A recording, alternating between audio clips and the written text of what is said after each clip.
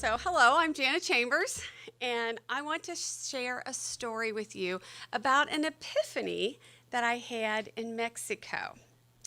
Well, first of all, let me help you with this. It's always better when you have props, right? Yes.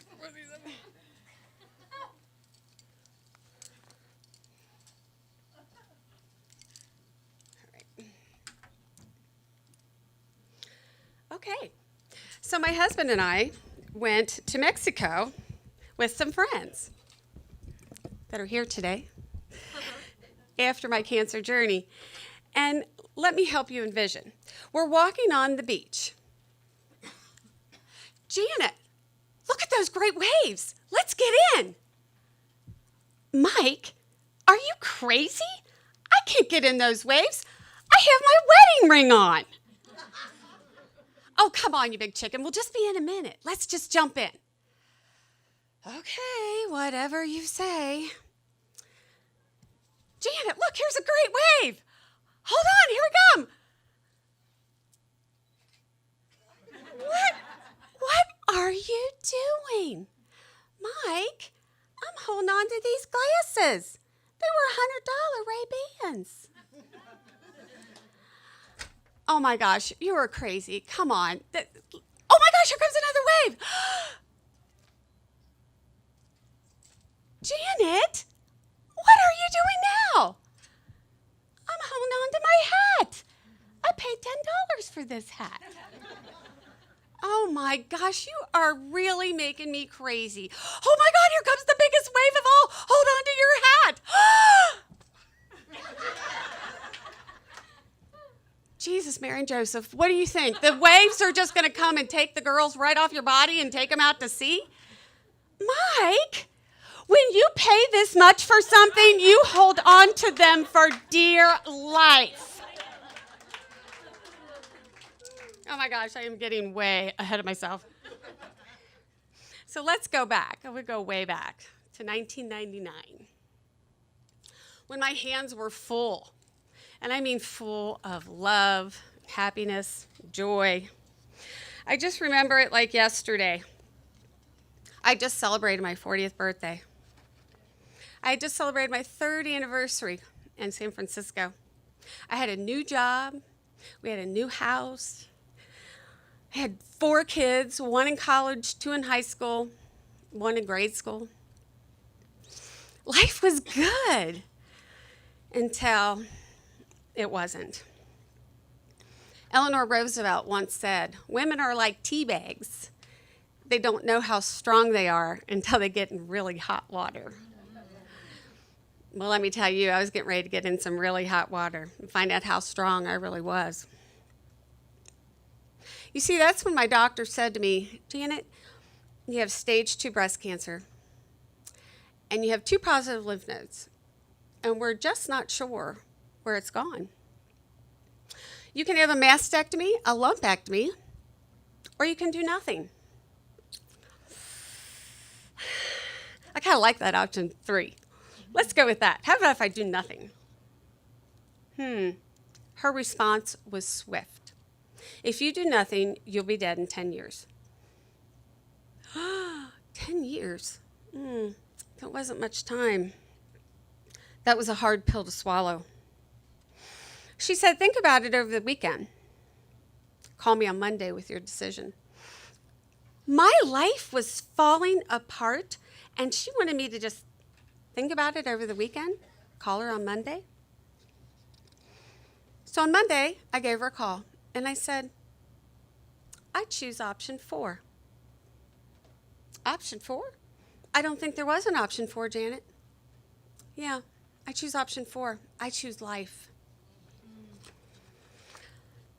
So we were really aggressive with my treatment, and I had a lot of the normal side effects that probably many others have had, the night sweats and the dry heaves and the exhaustion so severe you can't even get your head up off the pillow, crying tears onto the pages of my Bible, carrying the burdens of my family on my back, and many more predicaments to follow, 10 surgeries to date.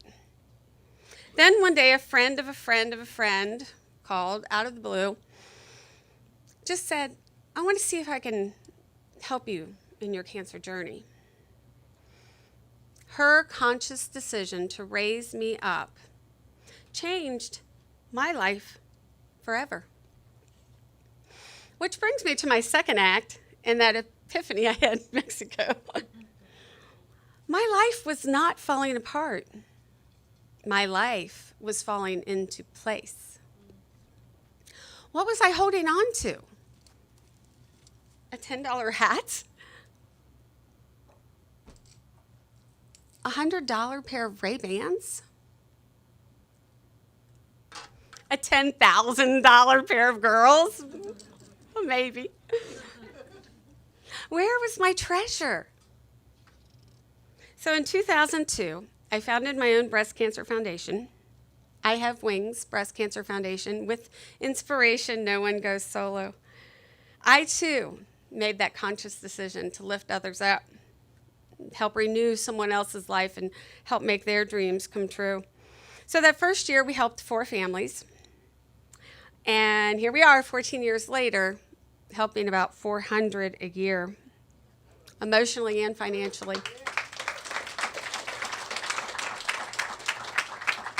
And then in 2014, I put all of my hopes and prayers and inspirations in a book. And now we send this to women all over the United States to help them in their own emotional journey. I was diagnosed 16 years ago, and now I have 12. Yes, I said 12 grandchildren. Yeah.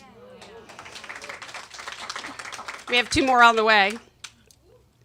And when those children wrap their arms around my neck and they say, "I love you, Gigi," that's where I found my treasure. And when my husband of now 20 years would kiss my bald head and he'd say, "Come and rest. You know I love you." That's where I find my treasure. And when a survivor calls out of the blue and says, "Your ministry is such a blessing. Thank you for lifting me up when there's so much uncertainty and pain and downright painful stuff going on in my life," that's where I find my treasure. So Garth Brooks says in his song, "The Dance," "Now I'm glad I didn't know the way it would end, the way it all would go. Our lives are better left to chance. I could have missed the pain, but I'd have to miss the dance." God knew what I needed all along. He was there wiping the sweat off of my brow when I was having night sweats. And he was there when I was having dry heaves and nausea. And I was going to say holding my hair, but I think you know the answer to that. And he was definitely there catching my tears in the Bible.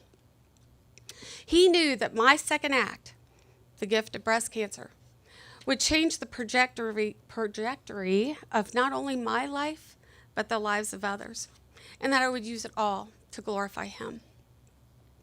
So in conclusion, I ask you, what are you holding on to?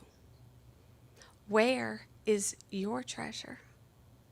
And are you ready to change the trajectory of your life to help change the lives of others and to glorify him? You too can choose option 3. You can do nothing, but you may miss the dance of your life. Thank you.